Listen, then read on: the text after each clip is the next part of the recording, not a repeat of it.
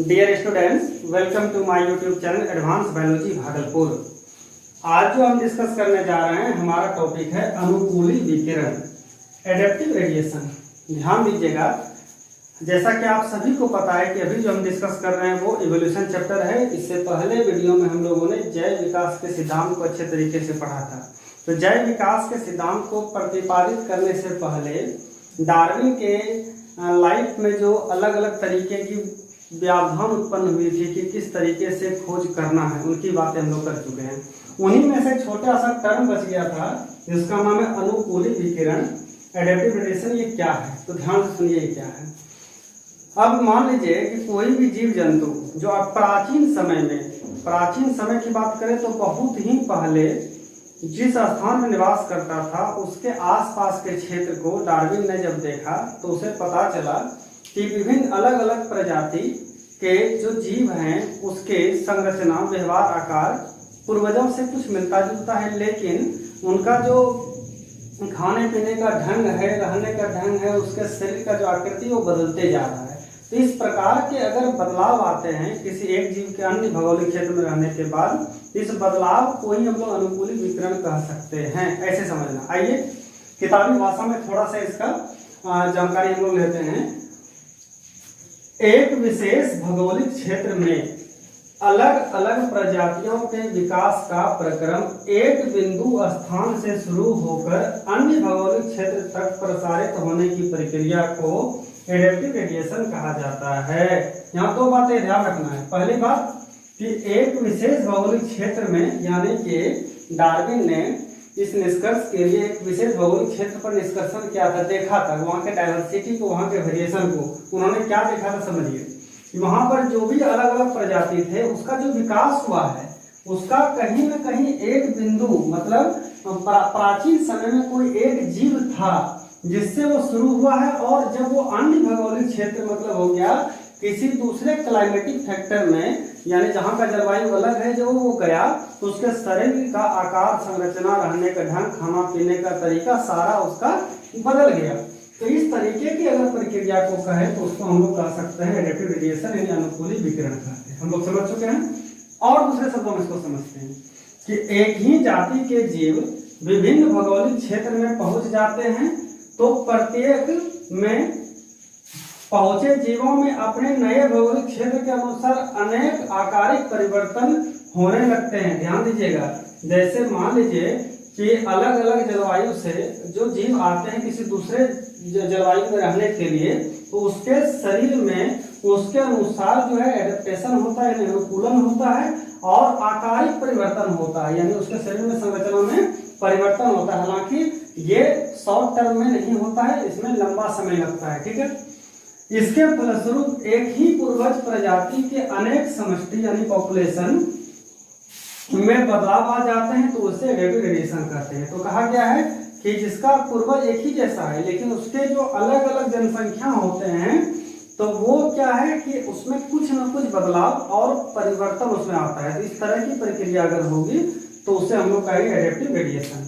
आइए समझिए कुछ बातों को। सबसे पहली बात कि डार्विन को यह प्रेरणा गैलापागोस द्वीप से मिले थे। इससे पहले हम डिस्कस किए थे कि वे अपने निष्कर्ष के लिए एक द्वीप पर गए थे। उस द्वीप पर जाने के बाद उसे जो प्रेरणा मिली, तो क्या प्रेरणा मिली भाई वहां देख के, वो आगे डिस्कस करेंगे। इसमें से दो एग्जाम्पल डार्विन ने दिया था अनुकूली विकिरण के बारे में, जिससे उस प्रेरणा लेने के बाद उन्होंने जैव विकास के सिद्धांत को दिया था। पहला प्रेरणा क्या था, ध्यान दीजिए कि डार्विन ने एक तरह की छोटी चिड़िया, उन्होंने उस द्वीप पर एक छोटी चिड़िया को देखा। क्योंकि डार्विन ने उसको आइडेंटिफाई पहली बार किया, इसलिए उसका नाम जो है डार्विन फिंच रखा गया। ठीक है। तो डार्विन फिंच या उसको फिंच भी कह सकते हैं।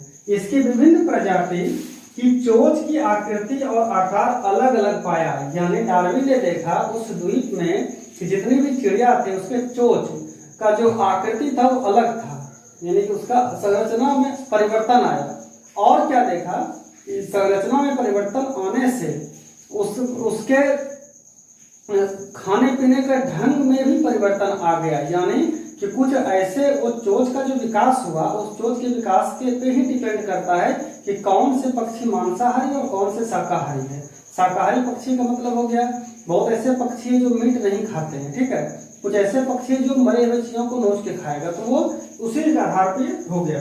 कैसे देखिए, चिड़िया के चोंच में एडेप्टिव रेडिएशन के कारण, ध्यान दीजिएगा, अनुकूली विकिरण के कारण चोंच में ऊपर उठने जैसी परिवर्तन उसे दिखाई दिया। देखिएगा एनसीईआरटी बुक में जो कहीं पर एक जो डायग्राम सब दिया हुआ है इस तरीके का दिया होगा, तो उन्होंने डार्विन ने क्या किया कि इसके चोंच पर उन्होंने डिस्कस किया, तो इस चोंच में देखा कि चोंच का जो आकृति है वो क्या हो रहा है, वो ऊपर की ओर आ रहा है।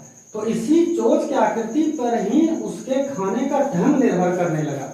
ठीक, अब देखा गया ऊपर पाया गया, जिसके कारण फिंच मतलब पक्षी जो थे वो कुछ कीटभक्षी हो गए और कुछ शाकाहारी बन गए। यानी कहा गया है कि पूर्वज में बहुत पहले पक्षी एक ही जैसी हुआ करता था, लेकिन जैसे जैसे समय बदला कुछ कीटभक्षी हो गए, मतलब मांसाहारी कह सकते हो, कीट पतंग खाने लगे, और कुछ शाकाहारी पक्षी उसमें बन गए।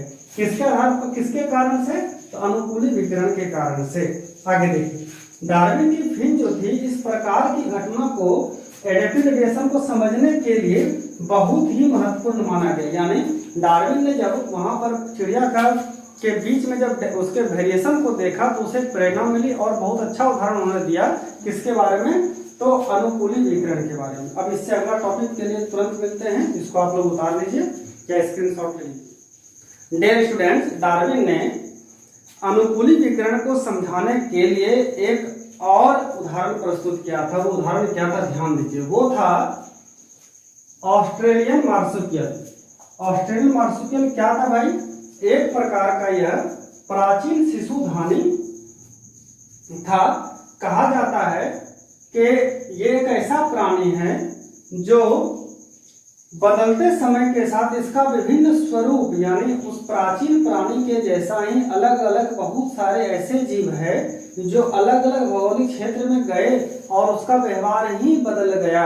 जैसे समझिए, जैसे हम लोग प्रिमिटिव मार्सुपियल को रखते हैं बीच में, तो प्रिमिटिव मार्सुपियल का मतलब हो गया बहुत प्राचीन शिशुधानी। मतलब हो गया कि पहले जब समय में ऐसा था कि सभी प्रकार के जीव जंतु एक ही जगह रह के एक ही भौगोलिक क्षेत्र में निवास करता था, लेकिन वो जैसे ही अन्य भौगोलिक क्षेत्र में प्रवेश किया तो उसके शरीर में संरचना में, शरीर के संरचना में, व्यवहार में, रहने के ढंग में परिवर्तन होने लगा। और ध्यान रहे कि इसी परिवर्तन को देखकर ही डार्विन को ऐसा लगा कि कहीं न कहीं जैव विकास जो है, पुराने जमाने के जो जीव है और आज के समय में जो जीव है, उनके बीच में बहुत सारी असमानताएं पाई गई।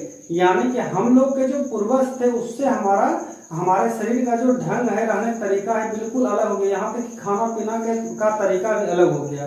तो इसी से प्रेरणा लेके डार्विन ने क्या किया था, निष्कर्ष निकाला। इसको ध्यान रखना है। तो जैसे मान लीजिए चमगादड़ वृक्ष पर उड़ने वाली गिलहरी, मतलब फुदक फुदक कर चलेगी, और कुछ ऐसी गिलहरी थी जो वृक्ष पर चढ़ती थी, सिर्फ एक डाली से दूसरी डाली पर नहीं जा पाती थी। कंगारू को आप जान रहे हैं, बिल में रहने वाले छुछुंदर हो गए, या वृक्ष पर लटकने वाला भालू लटक के चढ़ता, और शाकाहारी गिलहरी, इस तरह के बहुत सारे और भी जीव हैं। जो जीव ये दर्शाता है कि किसी एक प्राचीन समय में एक जैसे प्रवृत्ति के सभी थे, लेकिन जैसे क्षेत्र सबका बदला उसके व्यवहार में और शरीर में परिवर्तन आ गया। तो इस प्रकार से छोटा सा टॉपिक था हमारा अनुकूली विकिरण, एडेप्टिव रेडिएशन, ये हम लोग डिस्कस कर चुके हैं। अगले वीडियो में मिलते हैं हम लोग नए टॉपिक के साथ। तब तक के लिए आप लोग को बहुत बहुत धन्यवाद।